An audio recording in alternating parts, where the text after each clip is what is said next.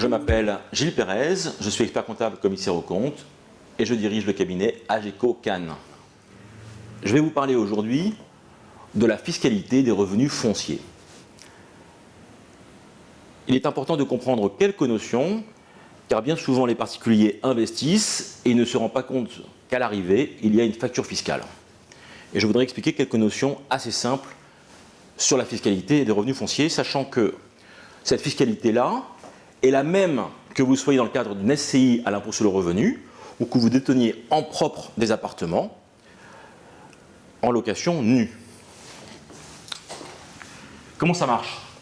Concrètement, quand vous investissez, vous allez avoir d'un côté un loyer qui va rentrer, et puis vous espérez, vous vous dites ce serait bien, ce serait une bonne chose que mon crédit pour financer ce bien-là, eh bien, soit équivalent à mon loyer.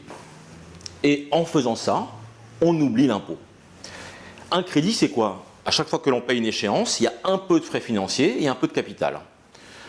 Donc ici, quand je paye mon échéance de crédit, il y a des frais financiers et du capital.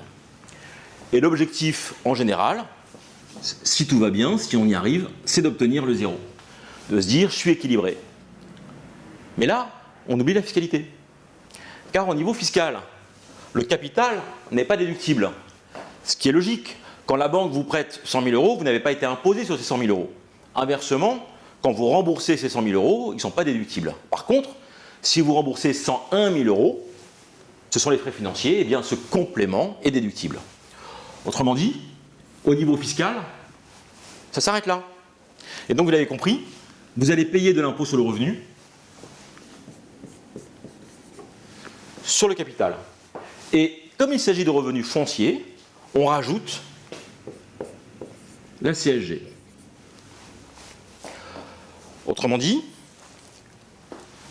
vous ne sortez pas à zéro si votre taux marginal d'imposition, et je vous renvoie à notre petit film sur le taux marginal d'imposition, est de 41% et que la CSG, à l'heure où je parle, est de 15,50, ça vous fait 56,50% du capital remboursé.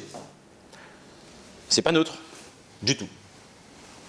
Donc veillez, quand vous bâtissez votre échéancier d'emprunt, d'ici, essayez d'être positif, de sorte que ce montant positif permettra de payer l'impôt.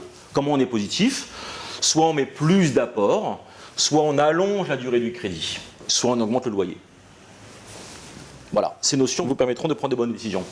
Je ne rentre pas ici dans les locations meublées, je ne rentre pas ici dans les sociétés soumises à l'IS. C'est un autre problème. Merci.